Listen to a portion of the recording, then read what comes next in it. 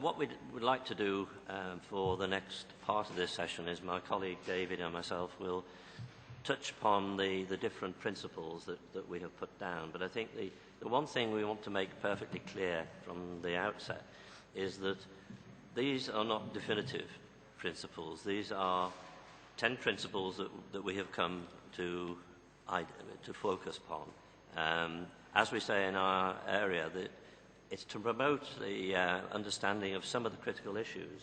It's also to help to define the rules that may promote development. That in no way are we saying that they will or they will be complete. The draft that we prepared have come from various different sources.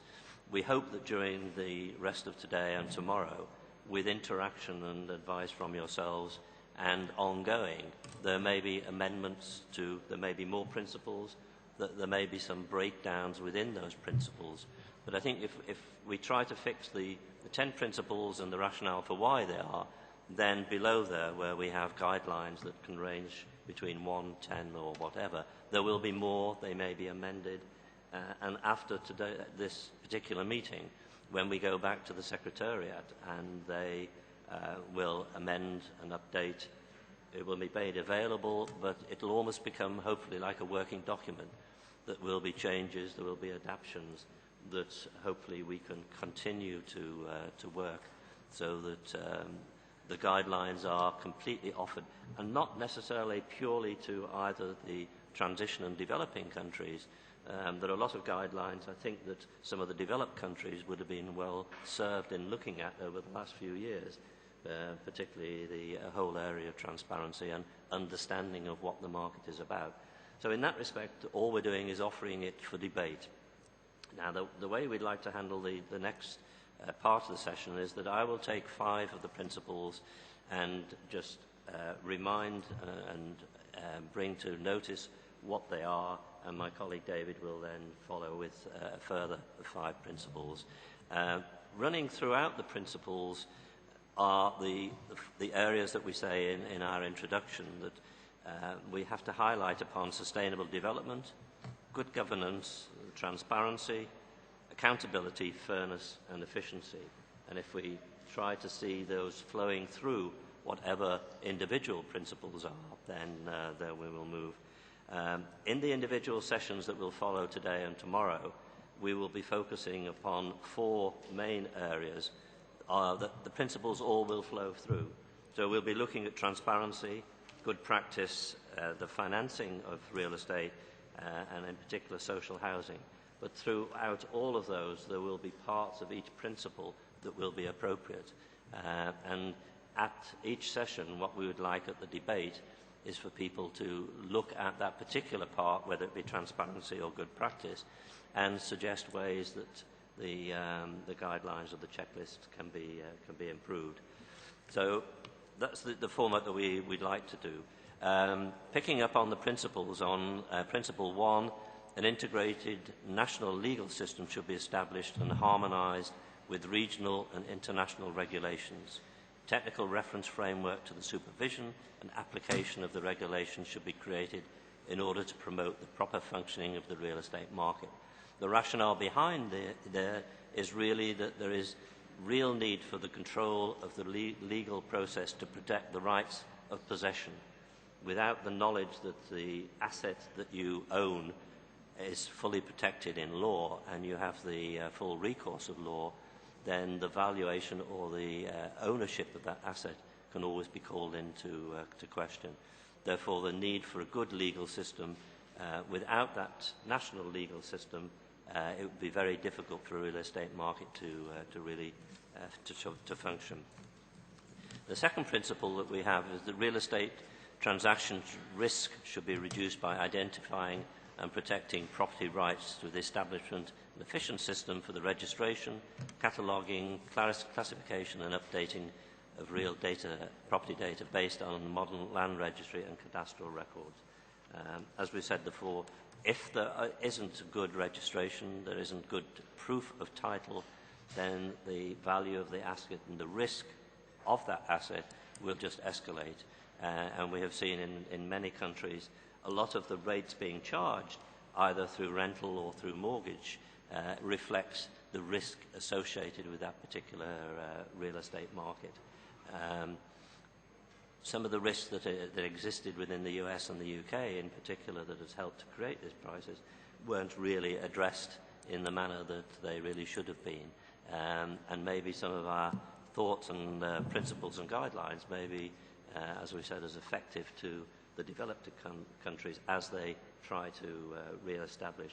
But we cannot get away from the fact that the real estate market and the financial market are inextricably linked, and one has created the problem for the other, and there may be a very good argument that it is the real estate market that can help to get the financial markets moving again.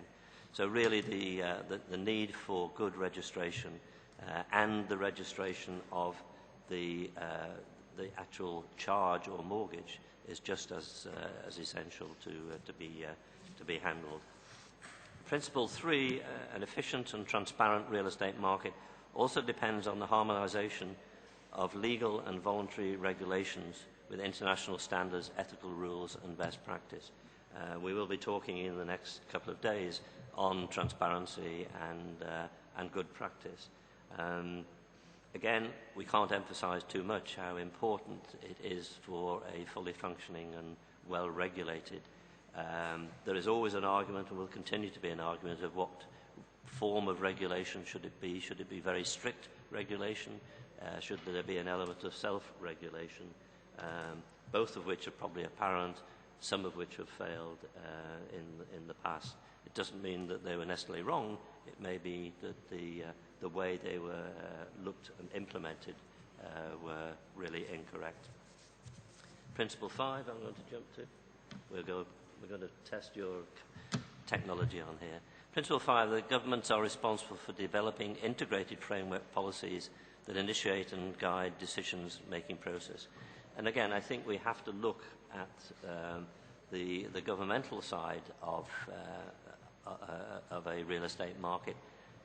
If we come back to the process that a particular country or government doesn't really wish to have a real estate market, then a real estate market will not operate and will not be fully functioning. There has to be the political will to want to have a real estate market, and therefore provide the regulations and the support that is necessary, whether it be necessary in some times to be far more regulatory than self-regulation. But there has to be some real support from the government side in that. And my final principle would be principle number 8. Property appraisal criteria based on commonly shared valuation standards should be applied, as reliable real estate appraisal is essential to purchasing and selling transactions. A reliable valuation on a property is fundamental for the person who's owning it, the person who is buying it, the person who is lending money against it. There are many countries where there are very different valuations. The whole area of tax comes into it. And I know there are some countries where there are valuations for the buyer, a valuation for the seller, and a valuation that goes to the tax authority. Now that makes it very, very difficult for many of the authorities to really know what the true value of an asset is. In the long run, the true value is what somebody will pay for it. And I think that the more that we can raise the international standard of valuation, the better the global market will become. And I think we have to accept that in this day and age of the internet and the like, we can no longer look at purely national real estate markets. They are international. The way the finance market has become international has dictated, and I suspect, and we know that most of the problems were that internationally and globally people were buying assets that they really didn't know what the underlying asset was, the underlying valuation. Therefore, the ability in any developing real estate market has to be the real authority and the value that you can put on local and international valuation standards. So I think that's an area that I'd like to pass on to David for looking at the rest. But our hope is that as we go on through the various sessions, that we can bear in mind the various principles and the various rationale and the guidelines. And we do look to you to help us to benefit and to continually improve these. As we said, they're not prescriptive. We don't know all the answers. We know probably as many questions as we know answers. So thank you.